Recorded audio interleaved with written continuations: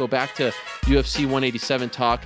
As I said at the top of the show, one of the more interesting fights on the card, a fight that could very well produce the number one contender in the heavyweight division, involves Andrei Arlovski and our guest at this time, Hapa, Travis Browne. Travis, are you there? Hey, what's going on, man? Great to have you on the show, Travis. Thank you for the time. So is it accurate to say that when you got this call, when you were offered this fight against Andrei, you weren't all that into it? You guys do have a relationship, right?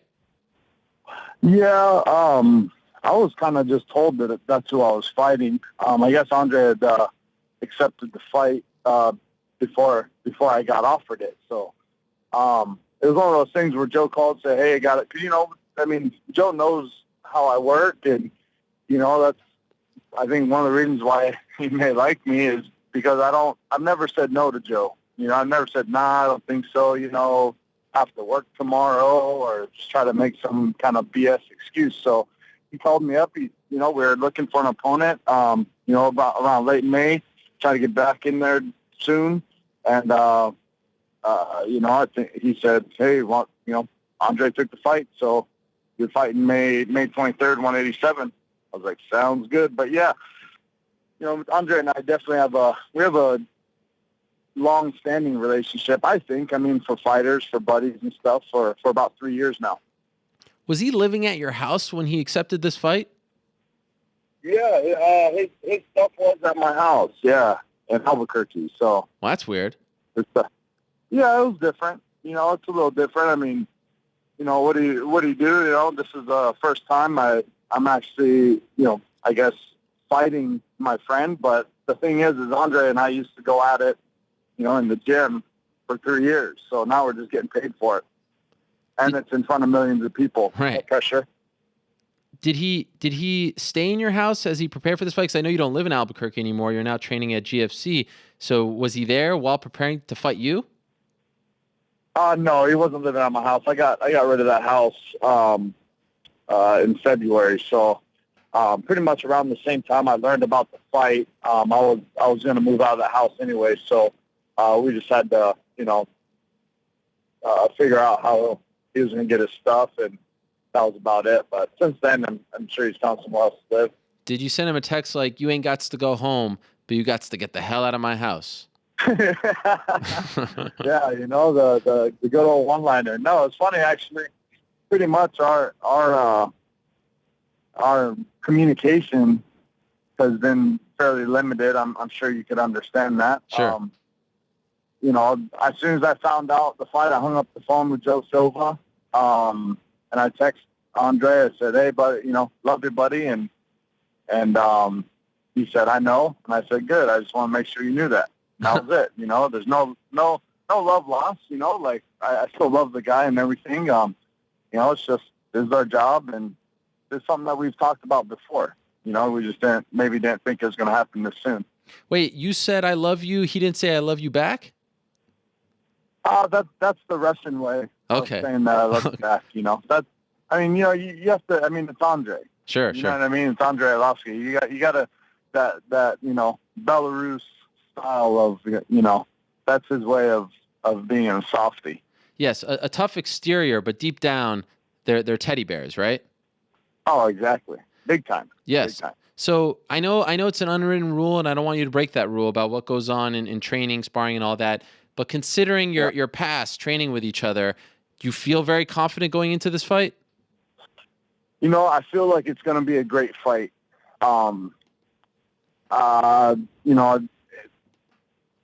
Gym time sparring is different than fight night. Some people rise to the occasion. In fight night, some people are gym monsters. I believe that both Andrei and we show up for fight night. So there's going to be some stuff that I haven't seen coming my way. The intensity, the drive from Andrei, and stuff like that. So, I expect the best Andrei I've ever seen. We're like brothers, and if you put two brothers against each other in anything, I have two sons. One's, 8, the other one's 7.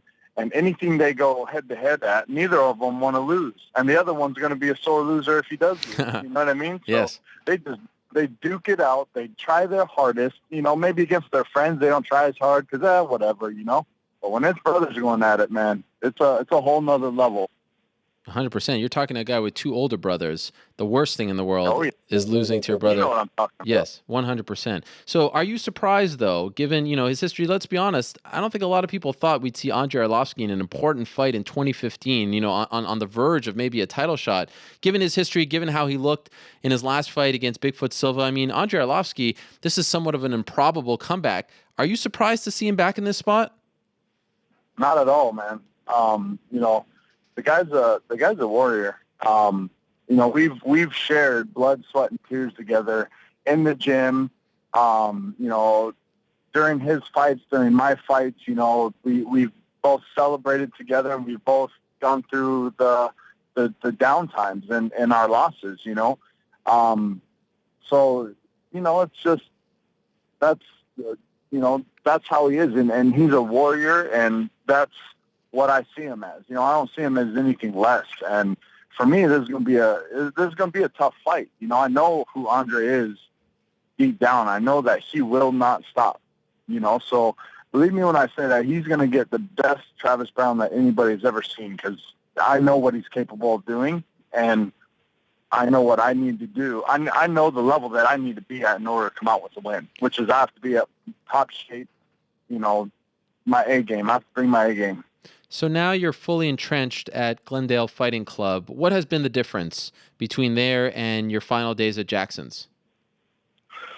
I believe that at this level, it's the biggest difference that I've seen that I've had happen now is instead of being at a bigger gym where there are some names and a lot of people there, what I've done is instead of that atmosphere is I've brought everybody in specifically for me. So, I have my coaching staff, Coach Edmond, Coach Ricky, Coach Neil, and I also have Coach Jesse. He's my strength conditioning coach now over at GFC. And I have my steady core group of coaches, but, my training partners, we bring them in. And they're all there specifically for me. So they're not getting ready for any other fights. They're not over there busting their butt and maybe, sore and tired while we spar and stuff like that. They're on their A game. They're sharp. They're ready to go. And I have to, I feel like I've gotten a better push that way. I've had no shortage of training partners. Anytime, we need one, we just fly them in. It's definitely more expensive that way, but I feel like that needs to be the evolution to this sport. You don't see these big names in boxing at these huge gyms with 10 other big name boxers. They all bring guys in for them specifically for their next fight and all that kind of stuff, and that's been the big difference for GFC compared to Jackson's. Do you think that is the future? And I wonder if that will eliminate some of the injuries, because sometimes you're in these crowded gyms and everyone's preparing for a big fight. You bump into each other, whatever, and you don't have the kind of attention that you need. You make the perfect comparison to boxing. The camp should be surrounded, around you. You should be the focus. You should be the guy. And I'm wondering if A, you believe that's the future, and B, does that come from Edmond, who has the boxing background and has prepared guys for big time boxing fights, matches? Yes, I believe that is the future. That needs to be the future because that's the level that we're getting this sport to. You can't get kind of lost in the shuffle. You can't, other guys, if you're surrounding yourself by sharks, they're going to need some food too. You know what I mean? When it's time to eat, they're going to need some food. So you're all going to have to start doing your own camps. You're going to need that attention from the coaches. The coaches are going to have to be more, selective in who they train because, with Coach Edmond, just having myself, Ronda Rousey, Jake Ellenberger, and then his boxing guys like Victor Chinian. There's some other guys coming out. There's a guy named Dominic Brazil. He was one of my training partners last camp. This time I got to hang out with him, talk to him. There's this guy named Paulus Ritter. There's all these other guys that are out there boxing and stuff, and his time is limited. So for me to get a full camp in, for me to have his attention, he doesn't get to train everybody under the sun. He has to be selective in who he trains. So, and yes, that's a style that I was looking for before I met Coach Edmond. I was looking for, that camp where it would be about me, where I wouldn't get lost kind of in the shuffle, where I would make sure that I had coaches and training partners all the time. And that's something that I was looking for, and we found that. And as we were talking with Coach Edmond, that was one of the first things he said, and it needs to be that way. So he pays guys to come in there and knock me out, to try to knock me out. Right. You know what I mean? We pay people to do that. So, for that, you have to be on your A game. Guys are going to get bonuses if they drop you, if they knock you out. Oh. So, how much do they get? it is that. I'm not sure. Okay. I don't really go into those details with him. Okay, fair enough. This is a very interesting time at heavyweight because we just had Miocic versus Hunt, then your fight, and then in a couple of weeks we have Velasquez versus Verdum. Finally, we're going to get the fight. Hopefully, I'm knocking on wood here. Hopefully, both guys are healthy. We're going to see that fight. So what's at stake here? Do you believe, I said before the Hunt fight that I thought there was kind of a mini tournament. Whoever looked the best, the most dominant between Hunt, Miocic, you, and Arlovski would get the title shot because there's no number one contender waiting, and they're not going to have, the timing works out perfectly. They're not going to have you, let's say if you win against the winner of Hunt Miocic, which it ended up being Miocic, fight in the future because then Cain Verdum winner doesn't have an opponent and you kill off a contender. So I believe, one guy is going to, come out of this little 1 month thing and be the next guy in line. Do you kind of see it the same way? Have you been told what's at stake? I haven't been told necessarily like specifically, but I'm when you look at the general landscape of the division, that's how it's looking. It's who looks the best gets the title shot out of me and Arlovski or Hunt and Stipe. Like you said, you don't want to start having contenders fight each other because waiting for a title shot, because then that like you said strips away any other contenders. So. I look at it the same way you do. Have I been told anything specific? No. But at the same time, you're only as good as your last performance, and so my focus right now isn't the title shot. It's to go out there and perform against Andrei. But you look at what Stipe did. Do you kind of in the back of your mind think about that and say, all right, that was pretty damn dominant. I have to one-up this guy on Saturday? What I have to do is I have to go out and stick to my game plan and do my job come Saturday, and everything else will fall into place. Luckily, I have the style that's entertaining. I go out and I finish guys, and that's what we're looking to do always. And whether it's my friend in front of me or my sworn enemy, it doesn't matter. I'm going out there to finish the fight, and I know that he's going to go out there to do the same. Luckily, I have that style that people want to watch and people enjoy.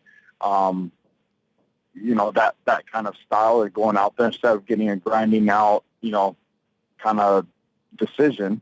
I go out there and I finish guys. 5 months later, can you tell us what you said to Brendan Schaub when you finished him? I just told, I just said, it was along the lines of that's what, so you get for running your mouth, Mm-hmm. You still have, with me and him, as far as me and him goes, I don't feel like there is a me and him. It was a situation that happened. Through the grapevine, I've heard that he said, that he wanted to raise some talk about our fight because it was kind of getting lost in the shuffle, and he wanted to make sure that people were going to tune in and all that kind of stuff. But I really do feel like, if that's who you're going to be, then you have to be prepared for the repercussions, and, it is what it is. I'm not that kind of person. I don't go around, talking and trying to bring attention to myself. I let my fighting do the talking for me. Two more quick things, and then I'll let you go, and thank you very much for the time. I know you have a very busy day. Yeah, no worries. I'm wondering how you feel about the Reebok deal. I think this is your 12th UFC fight, and it doesn't kick in until July. Yeah. But your manager, John Fosco, has been rather complimentary of it. Do you agree with his take on things? Here's this is where, I have, like, the way that I have to look at it, if you look at it on a per night basis, right? If you look on a per night basis, which in my mind, any like amateur would do. If you look at it on fight night, just like if you look at, this fighter only works 2 nights a year because he only fights twice a year, and the only time he ever works is on fight night. You know what? You're dumb, because there's so much that goes into this fighting. So if you look at it as a year like long income, like any business would, this Reebok money is on top of what I'm already making from sponsorships, and I have no problem with it.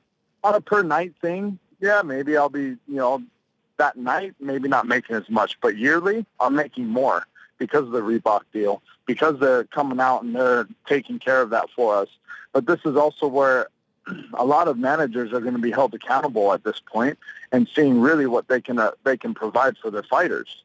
And if you can't provide for your fighters outside the cage, what good are you?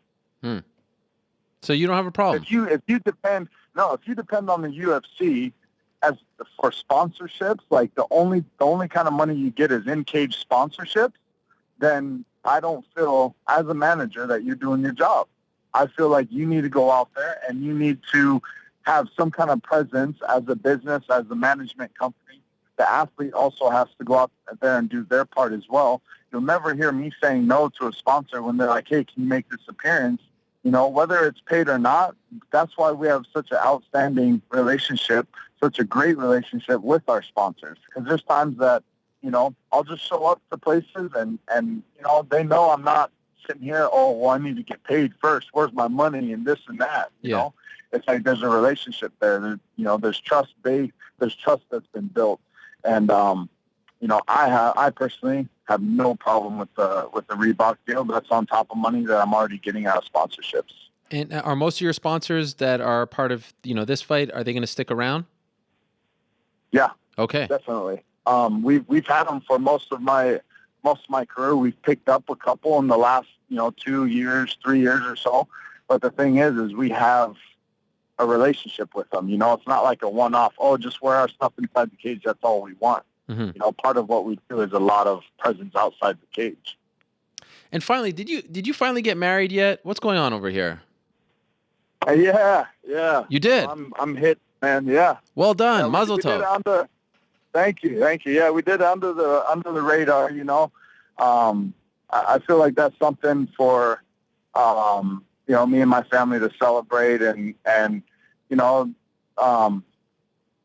when we get a chance to really go out there and do like a bigger wedding, then I feel like we'll definitely have more of a presence like that. But for right now, we just did something small. I have to get ready for fight camp and this and that, and it's hard to schedule that kind of stuff.